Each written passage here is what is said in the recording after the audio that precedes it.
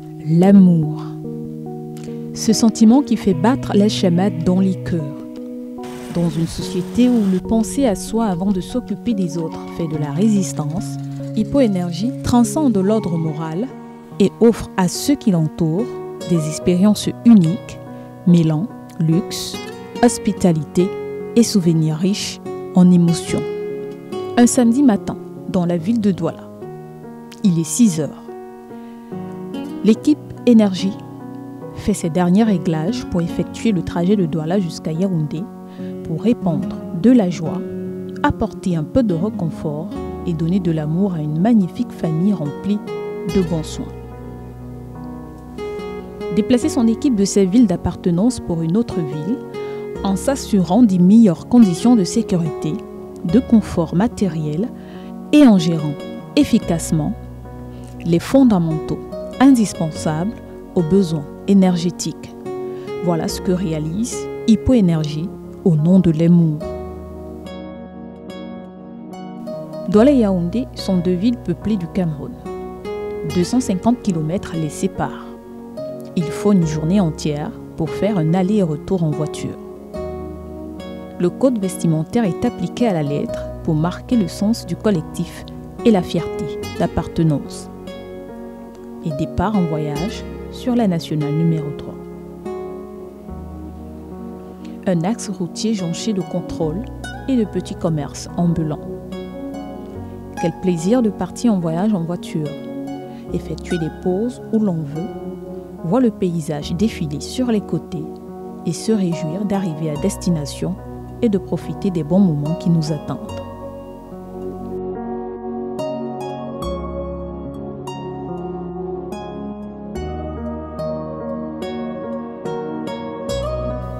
Petite escapade au centre-ville de Yaoundé avec ses embouteillages monstres. Découvrir l'histoire de la ville ainsi que ses monuments incontournables, comme celui dédié à Charles Atangana, chef suprême Ewondo. Quelques minutes pour prendre des photos sous le regard captivé des personnes par l'uniforme équipe Énergie et c'est reparti, direction Mendong, plus précisément à Simbok, Jean Jaurès, dans l'arrondissement de Yaoundé 6 du département du Mfundi, région du centre. Équipe Énergie arrive chez Maman Crescence, une maman de cœur que Hypoénergie apprécie énormément. L'accueil est chaleureux, avec la présentation de Yannick, membre de la famille, qui d'entrée nous apporte un témoignage impressionnant d'une partie de l'histoire du leader Hypo. Hippolyte, Hypoénergie était en fait un grand frère. Quand je parle de grand frère, on s'est connus derrière ma soeur, ma grande soeur que vous avez appelée tout à l'heure, la Rose. On a beaucoup partagé. Il n'a pas seulement trouvé des amis, mais il a trouvé une grande famille en fait. Tout allait bien avec lui. Très bien. Donc, on faisait souvent des sorties ensemble avec ma soeur, avec un autre frère qui habitait aussi un peu pas loin de là. C'est vrai que le quartier a grandi, il n'y avait pas ces immeubles que vous voyez là. C'est quelqu'un de social. C'est quelqu'un de social, quelqu'un de véridique, très simple. Et c'est surtout sa simplicité qui m'a encore beaucoup plus marqué jusqu'à aujourd'hui. Il peut te dire tout ce que tu veux entendre, mais dans ça, il est sincère. Maintenant, c'est à toi de savoir faire la synthèse. Oui. Donc, c'est ce qui m'a vraiment marqué en lui. Oui. Aujourd'hui encore, cet amour a encore tellement grandi.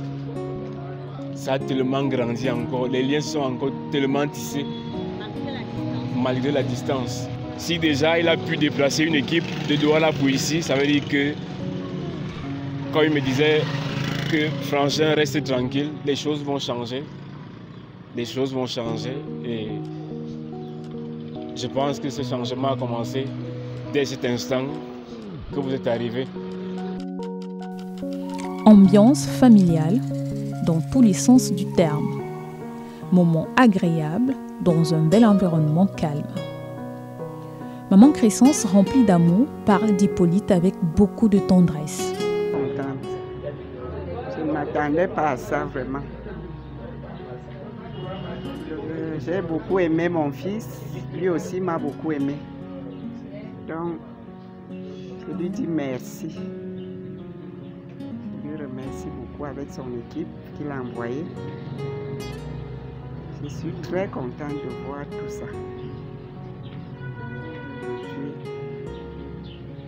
Avec tout l'accueil qu'il m'a fait avec vous,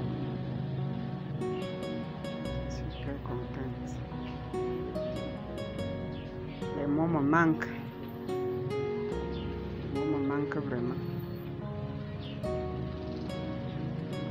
Je me disais que comme il a voyagé là, peut-être qu'il ne va plus penser à moi, alors que ce n'était pas le cas. La première fois qu'il m'a appelé au téléphone, moi-même j'étais surprise.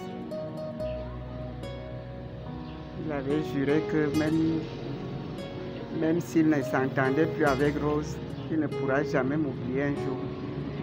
Et j'ai été très contente, vraiment. Les mots me manquent. Vraiment, je dis merci beaucoup à Hippo et son groupe. Merci. Merci infiniment. Que le Seigneur vous bénisse tous. Avec tous les projets que vous aviez, ça ne serait pas un seul projet, ça serait beaucoup. Que le Seigneur vous bénisse.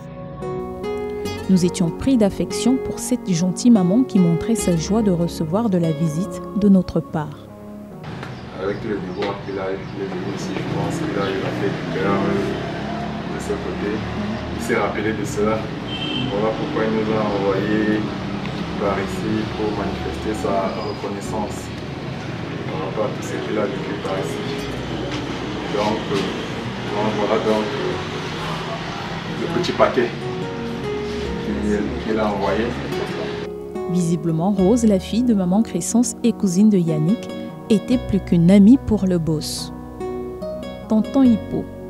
Nous étions curieux de connaître les liens qui les unissent.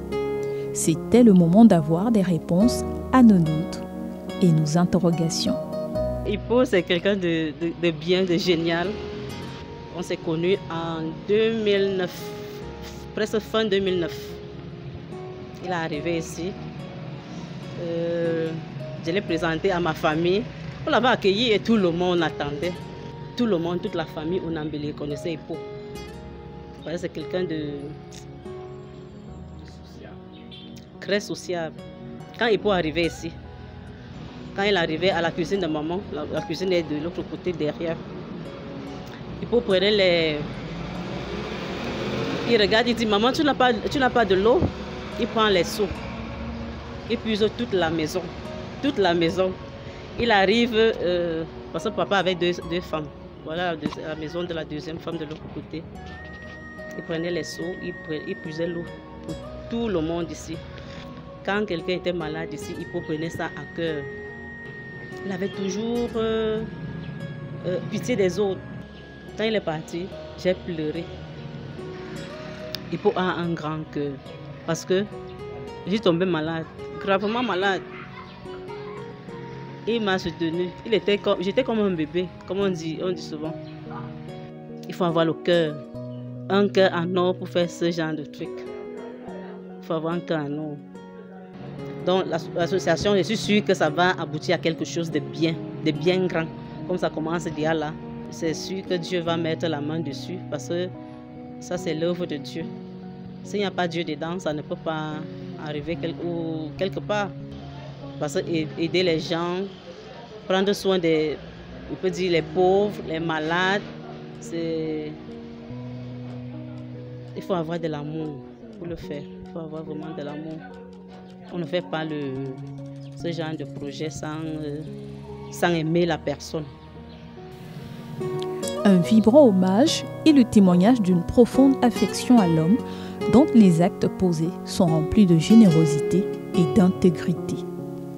Grâce à une parfaite organisation, Hippo Énergie entreprend beaucoup de choses et les réussit.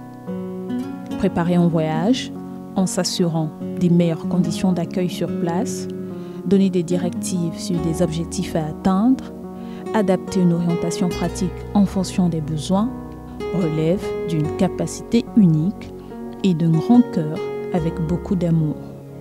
L'amour, c'est de cela dont il s'agit. Ce sentiment qui nous accompagne tout au long de l'existence avec la responsabilité et le désir de bien faire. Hippoénergie, ce brillant leader capable de tant de dévotion à l'égard de son prochain, est véritablement un homme d'exception.